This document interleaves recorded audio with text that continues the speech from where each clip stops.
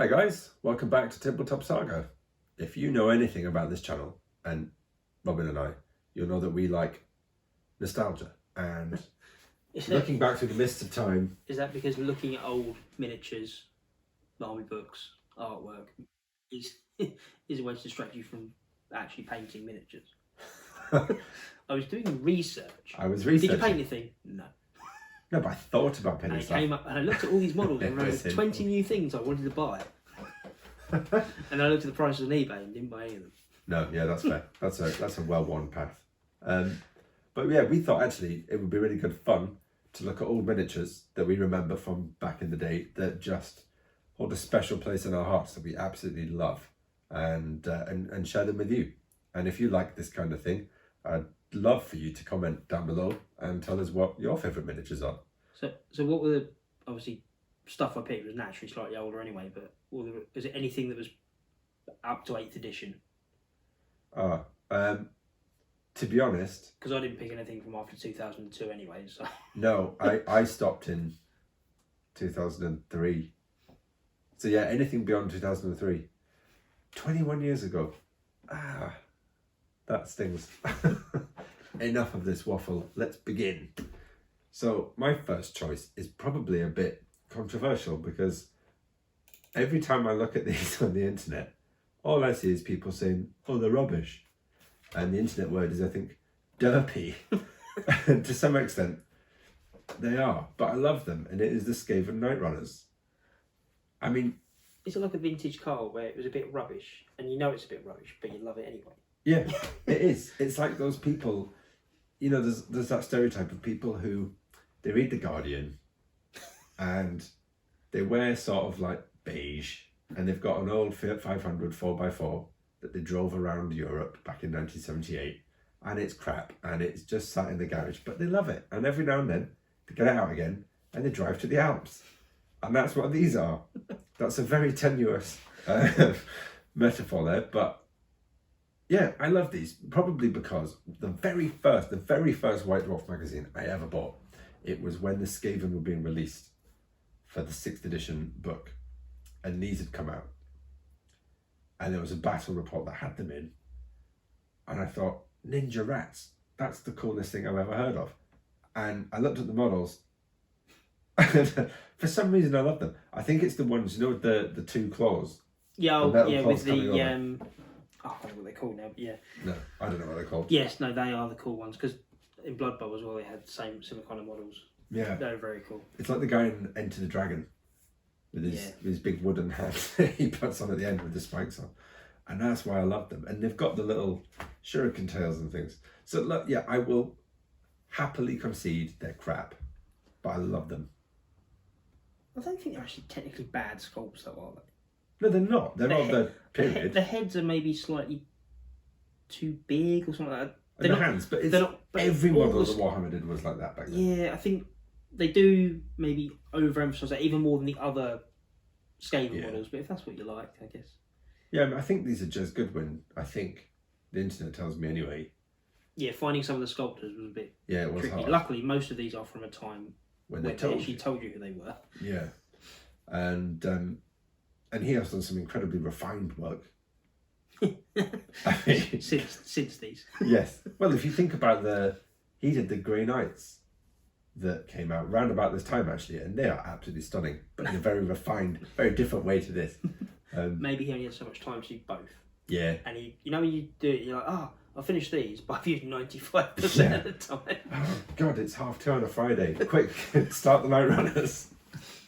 I love them. I'm going to buy some. They're Night Runners or Gutter Runners? They're Night Runners. So the Gutter Runners were metals, and they came as blisters of like 1 or 2, and this was a pack of 20 that you got. I don't know why anyone would ever buy Gutter Runners separately when you could just run these as them, because as you just proved, they look almost identical. Possibly because they might prefer the Gutter Runner models. Well, have you seen the Gutter Runner models? I just like Deathmaster Snitch. Yeah, I mean, who doesn't? That's very fair. Cool. Oh, well. Yeah. That's my first entry. I love them, and I don't care. A very individual subject. That's very polite of you. Thank you. I mean, I can't argue with your first one. Luckily, I absolutely love these. I've as well. stayed on track and picked good models. So my I can't disagree. These are first gorgeous. pick are the Juan Diaz. Juan? Well, it is Yeah. Juan Diaz Daemonettes. Now, I actually loved the Daemonettes before these as well, with the lobster claws. Yeah.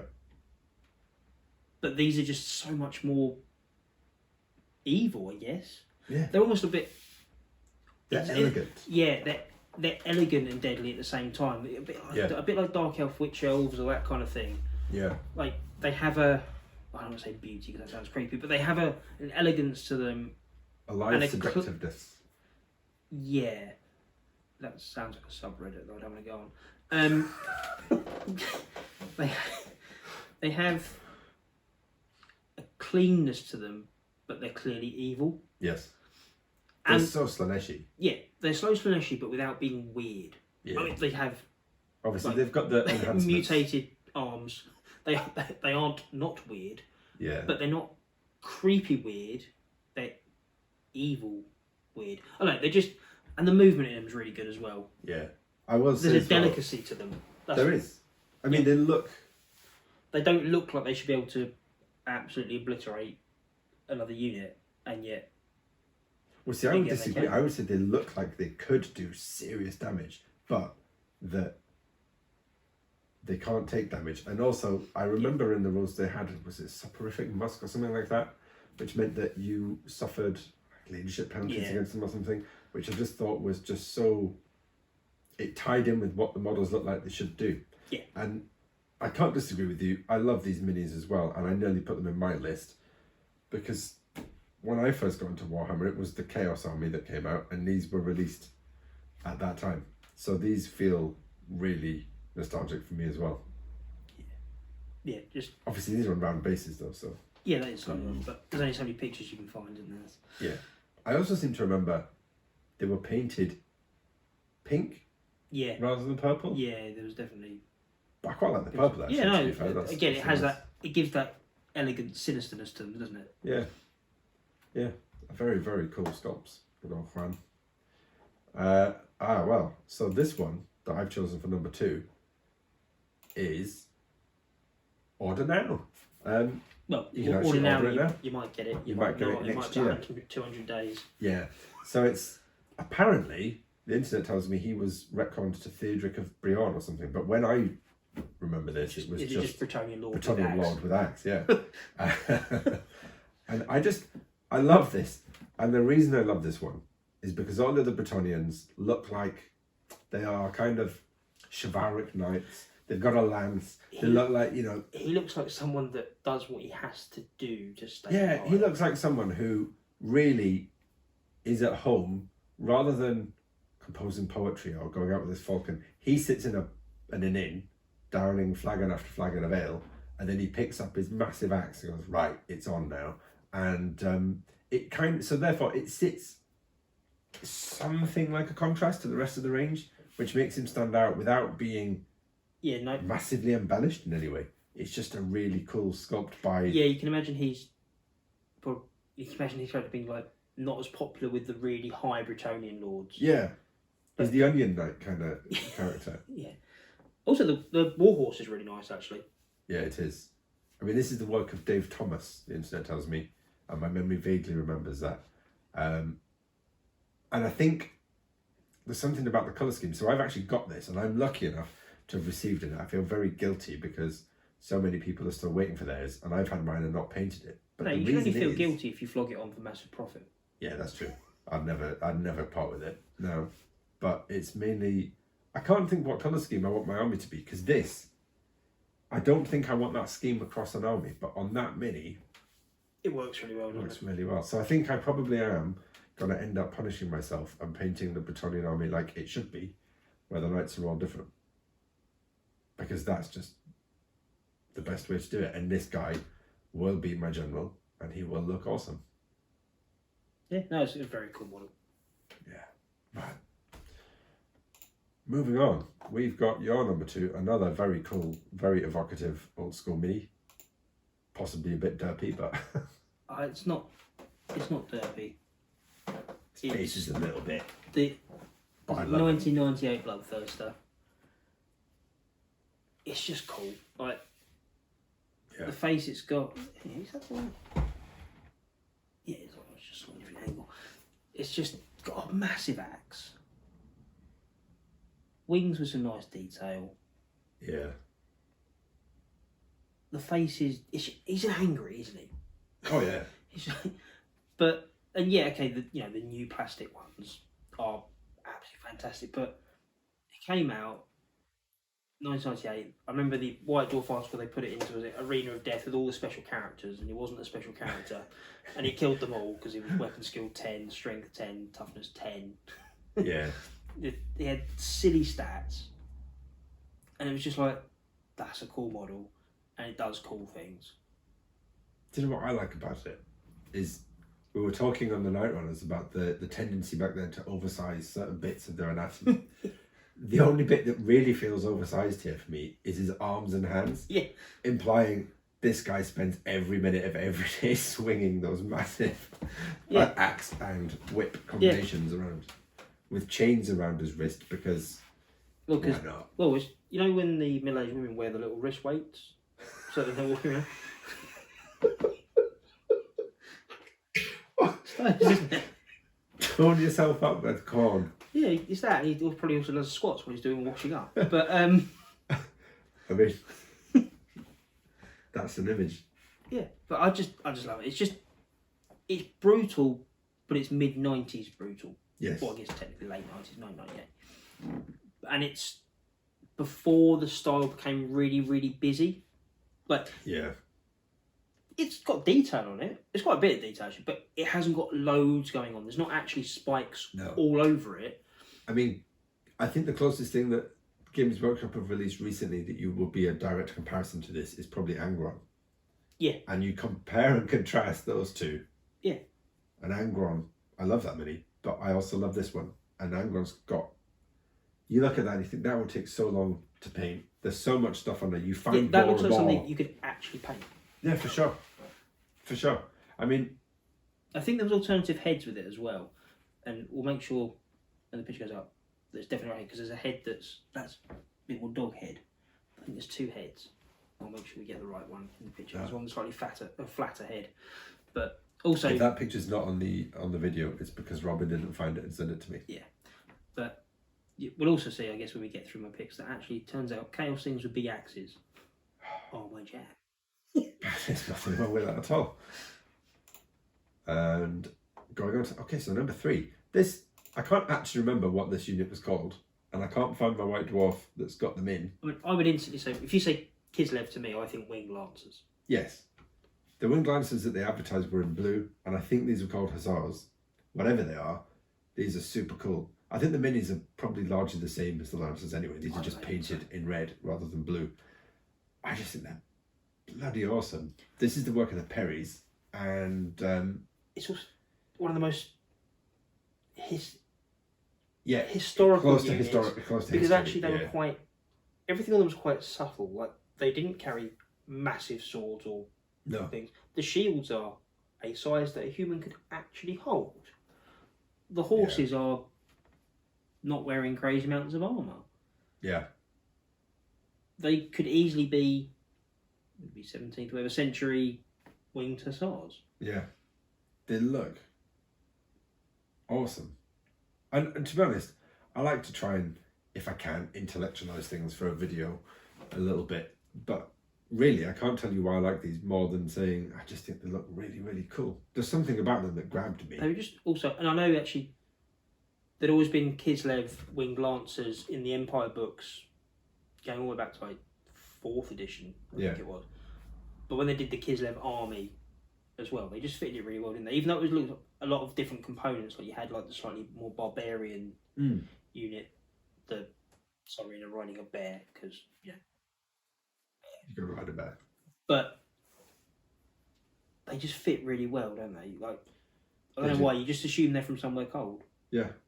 I know they do, for sure. And they look like Ross Cossack type. Yeah. I mean, the thing is, you talk about the Tsarina. I actually nearly put Tsar Boris on a bear. Because the only thing that stopped me was Putin. Well, I hope not. I'm in big trouble then. But He would have been. the bear part of the mini, I think is fantastic. But the Tsar bit, I didn't think quite made the cut. No, he's Whereas these, yeah, just fantastic, aren't they? The swords. everything about them is cool. It's like, actually, you know what? If you went right, I want White Scar bikers, but in fantasy. Yeah. Well, see, they're in. I think that's the thing. That is the thing, isn't it? Because obviously. Because for me, actually, my two favourite Space Marines, Raven Guard and White Scars. Yeah, White Scars are that kind of Mongol / Rus. Yeah. Horseman of the steppe. And I just realised I've got, the Skaven Night Riders are a bit sneaky, aren't they? Raven Guard are sneaky. And then you've got these guys, the two parts of my character, sneaky and also just brash, loud. I've just picked everything that's chaos with an axe. I mean, that's also a valid way to go. Let's see what your next one is.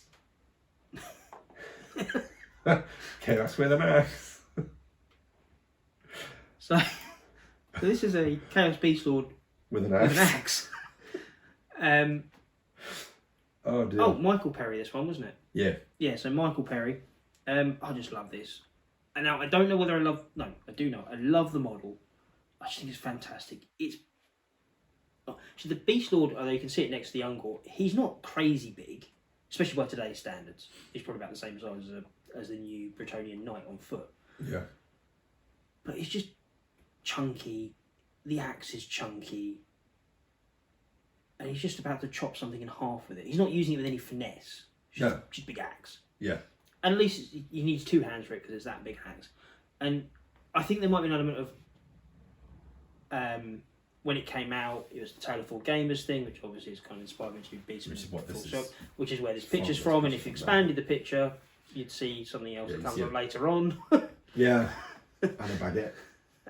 And a bacon back, yeah. 50p, I think that cost him. What a deal. Do you know what I love? I actually love the Ungor in this as well. I was very close to just picking the mid-90s Beastman range for every single model. Because I could have had the Shaman, the Bestie Gore Champion, the Beast Lord, the Chariot, and then another model. So I actually could have just sent you 5 of that, but I'm trying to balance this, but I love this model. It's just... Well, it's funny because you were talking about the lack of finesse. And actually looking at this, what I love, and is probably because he's a goat man, but it looks like he's incredibly top heavy, which gives it the motion of the axe is coming he's forward. Leaning forward. He's leaning forward with the axe. But it's because actually Michael, it's anatomically probably as anatomically accurate as a half goat, half beast man with a big axe can be. But you look at a mini. Plausible isn't the right word necessarily, but it is like a feasible mini. You're not like his head's far too big for his hands are even the right size. Yes. Which for Warhammer is, that's rare. Rare. I think that looking at this, I get a strong vibe of Uruk-hai Berserkers on the top of Helm's Deep. Like, I imagine this guy fights like that. The mini is telling me that's what he fights like. And I love it for that. Yeah. Yeah, I don't think he's riposte. Step back. I don't think this guy knows how to step back. I think if he did, he'd probably trip over his cloven hooves. Yeah, it's very cool. Yeah, I'd actually love to see someone take that and paint it up to today's Golden Demon standards. Yeah. Because you've got the big banner and the axe head and the bits to really put the detail in. Yeah, and like the kind of the belly armour plate as well. Yeah. Someone could do some more. Because I couldn't do a good job on that. I'd love to see someone. It is a... I think probably all these mentioned, but that definitely still stands up today. And to be fair, the newer Beast Lords, well, the plastic one, they're not a million miles away in sculpt and style from... So again, like me being a 6th edition boy, the slightly newer Lords came out than that are my favourite Beastmen. He's basically the axe is behind him, isn't it? Yeah. But without the thing. But it's actually a very similar pose. Just his axe was a bit heavier. You can absolutely see the lineage. Yeah. I really, really like that. That's a cool one. Well done, Michael Perry. I'm sure I'll be loving my praise there. So, Chaos. This is where I get a bit chaosy. The Knights by Brian Nelson. I love these things. They are so brutalist.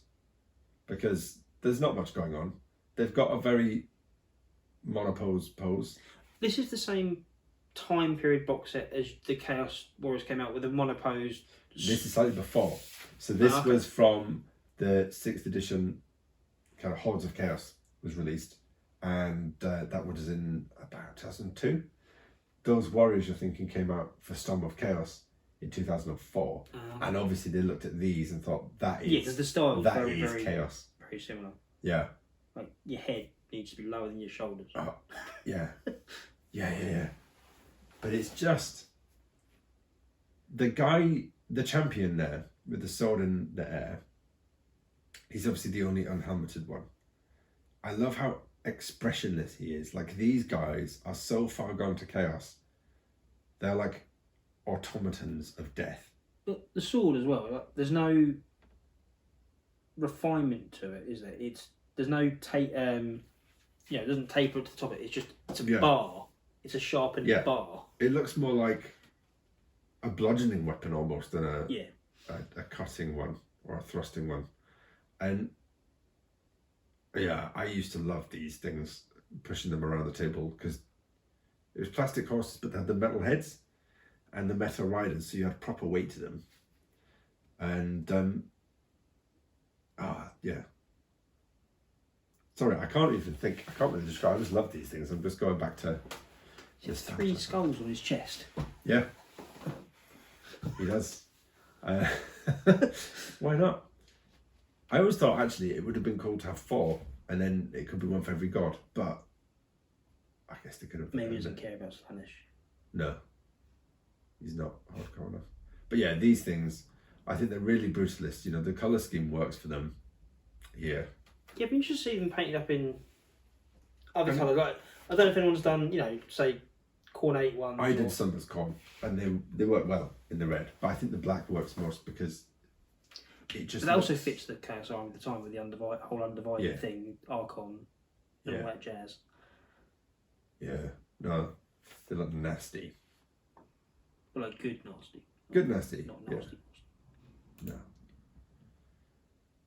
So what have you got for here then? So, Black Orcs, but maybe not the ones that everyone thinks, because everyone goes, oh, Brian Nelson Black Orcs. Which I love, to be fair. Apparently I'm too old for that. Yeah. So, these are Alan Perry Black Orcs from, I think it's 1996 or something like that. And I absolutely love them. I don't know if it was because it was very, just as I was getting into it maybe or something like that.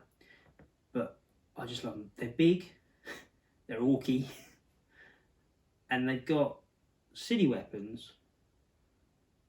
But when you compare them to the size of, especially if you think how small some of the things were in the mid-90s, you compare them to a metal orc boy, they really tower above them. They've got really nice detail on, and they've got big weapons, but they're not cartoony. They look genuinely, not scary, but intimidating. Yeah. The champion, and like a lot of most of the pictures you find them painted up, they are very much of the time paint job. Like there's a quality. I think he was the heavy metal one. Champion. He's got his 2 axes, obviously, and he's got black and white checks. He's got like yellow, like dog teeth or wolf teeth, like zigzags. Yeah. It's very much of its time, but it suits the model so well. And I just love the models. Like the Brian Nelson ones are nice, but maybe a bit too much armour. I think they've started to become a bit too. Here's my challenge for you then. When you've done your high elf border patrol, you don't have to get these ones, but you could get orcs and goblins and paint them up like that. Go for, because you love contrast, bright colours. Go for something really vibrant. Yeah, that'd be quite interesting, wouldn't it? Yeah, there you go. Well, I was reading an article earlier actually. The fact that a lot of the reason the colours look like they're in the images because the way they did the photography and it actually washed out. Oh, the old school photography. Yeah, where they did it, was it on slides or straight onto certain things. I'm not a photography expert either.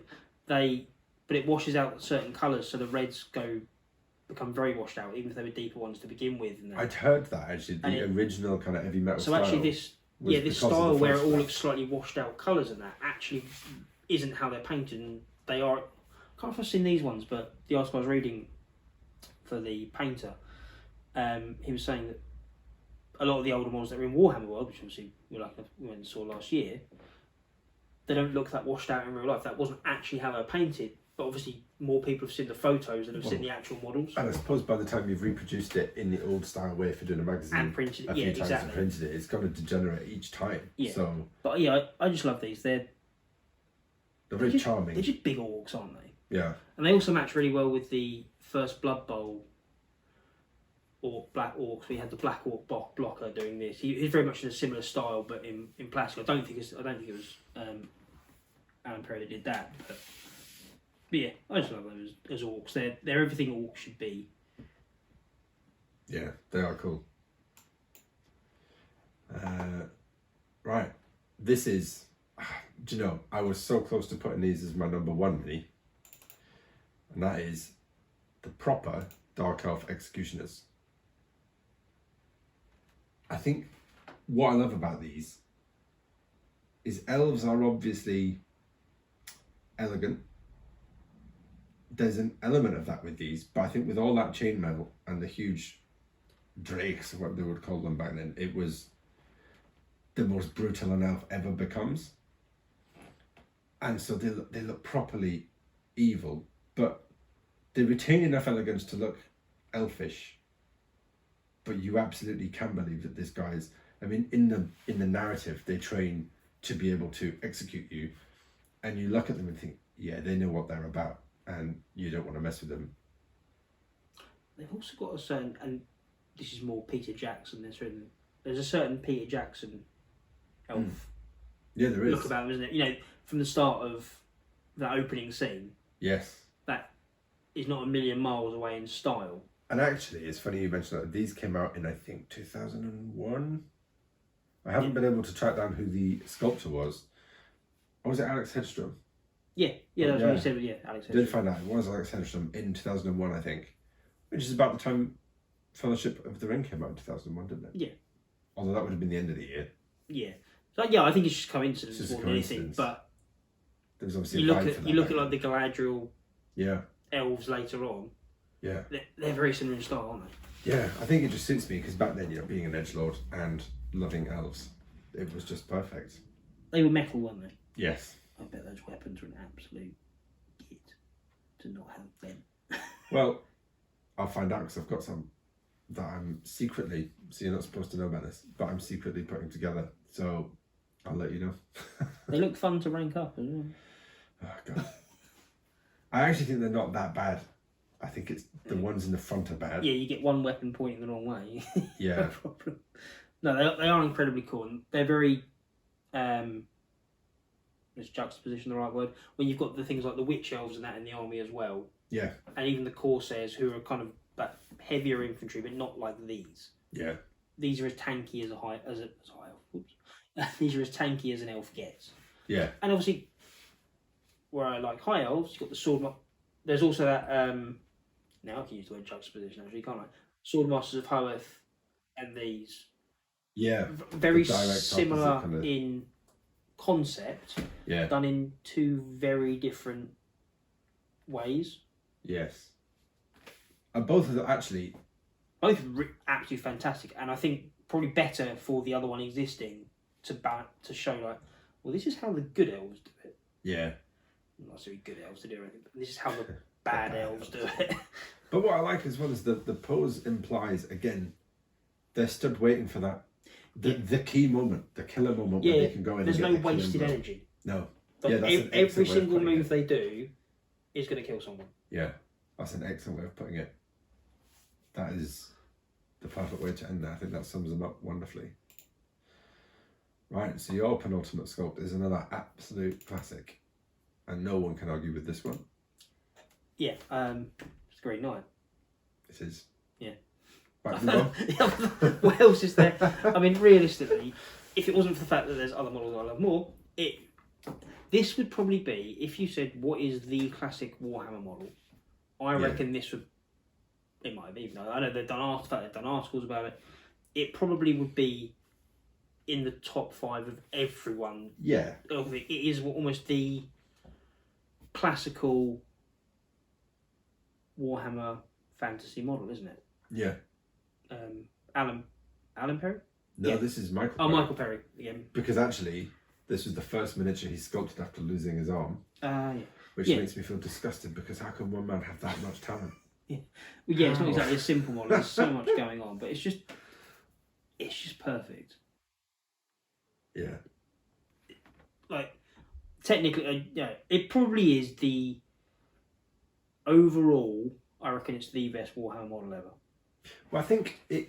Maybe that might be a bit bold, but I reckon if you polled everyone that has a memory longer than 5 years, Yeah. I think I was going, oh, I like plastic arc on a dragon. Don't hold back. But it's just the thing. You look at this actually, and what is perfect about it is the overall pose of it. Yeah. And I mean everything: the horse, the rider, and the banners on the back. Even everything looks like the horse's crest, the way it drapes forward slightly over. Yeah. Because its head's down. The sword pose. Well, it all looks like that horse is about to like rearing up. Yeah. Sort of slightly. And even he's got the balance with the shield and everything. It's just so well done. And then there's obviously all the details that you see of the comparison, whatever you drape over a horse, the horse drape, and the curtain, horse curtains. Yes, horse curtains. It rewards repeat looking. It's definitely a painter's model, isn't it? Yeah, that's the thing. It's what I love about this is it rewards that zooming in, but also then zooming back out. And just the overall composition the of it. profile, the silhouette. And yet, even with all that movement in there, the rider's head. Yeah, he's looking. Yeah, because it's focused on something. Because he's balanced. And he's done that without. There's no eyes or anything there. You can see it is a complete. It's his posture. Pattern. You can see. Yeah. He is looking there, and okay, I know it's a spiritual night, but if it was a real, he can focus there, and his body does, because he's born in the saddle or whatever, does the things on the horse that he's doing. It's not a conscious thing of, I must hold on to this horse. Yeah. But it's just such a good model. And apparently Games Workshop, in the years after I stopped playing, they did a story where they said who he was, which is rubbish. I don't think we Isn't it Gilles Le Breton? Probably. He's the original, the OG, as you will. Yeah, but that's fine. But we don't need to know who he is. It's more interesting, I think, to not know who the Green is and have the air of mystery. It's very Arthurian as well, isn't it? Yeah.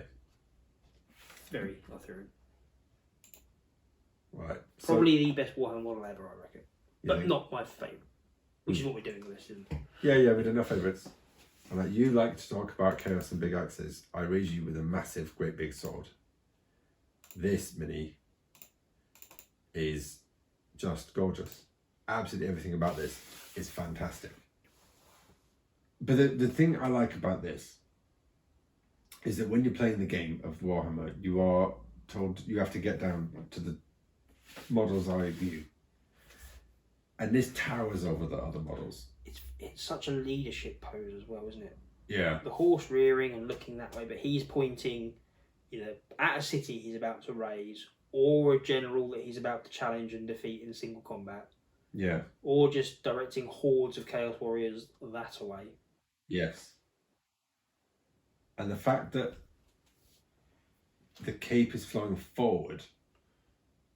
Shows that he's stopped. He's stopped. And the winds.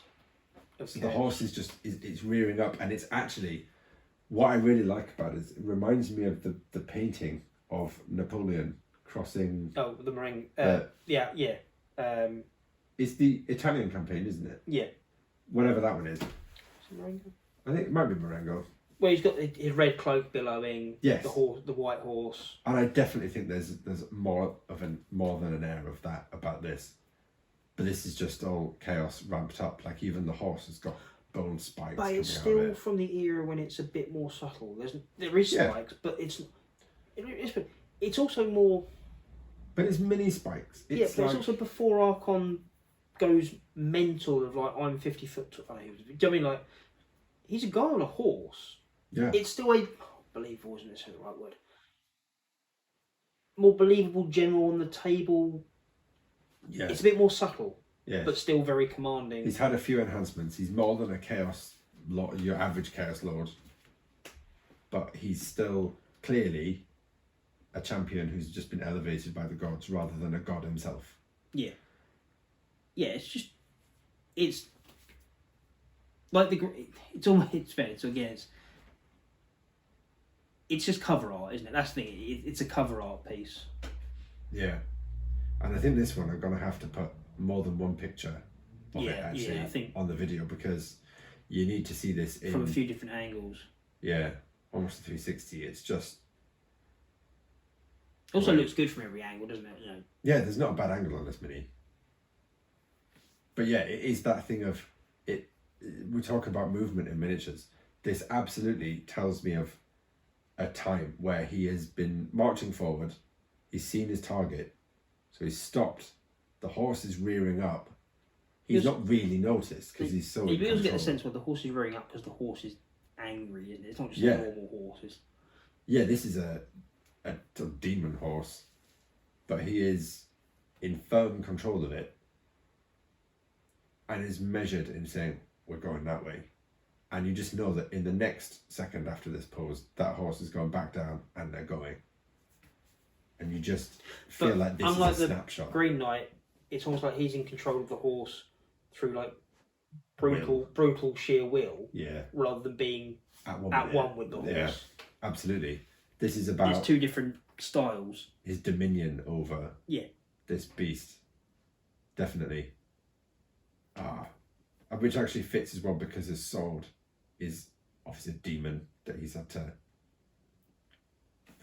basically by sheer will control the sword, and yet he's using it as a marker saying we're going that way.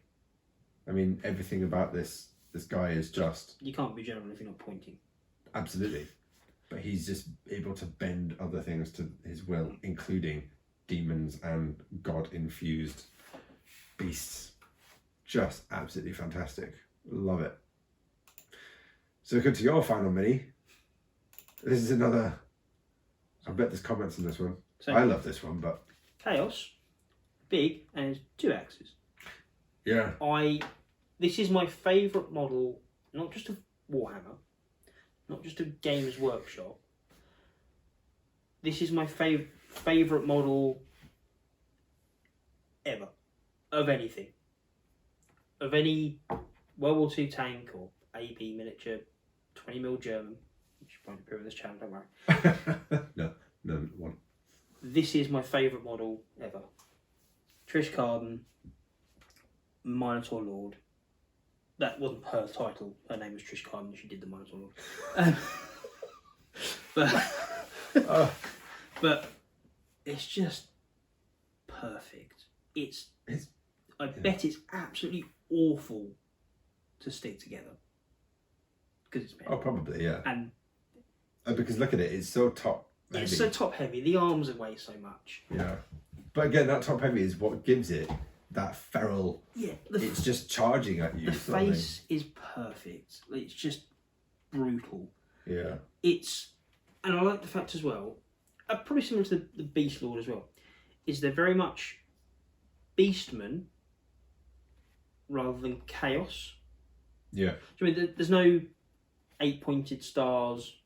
Well, there is one, and there's one 8-pointed star, but it's not overtly. Oh, I'm a Chaos thing. It's a Beastman. Obviously, yes, Beastmen are changed by Chaos. But they're not really. I don't get the impression that they're kind of really massively aware of it. No. And it's just brutal. It's just brute strength in a model form about that tall. Yeah. And actually, it's... But with weirdly slightly refined axes. Like, the axes are quite fancy because he's a lord still. Yes. He has picked up or gained some fancy axes. It's just... I mean, all the Minotaurs from that period, when they came out, were great. But the Minotaur Lord was just amazing.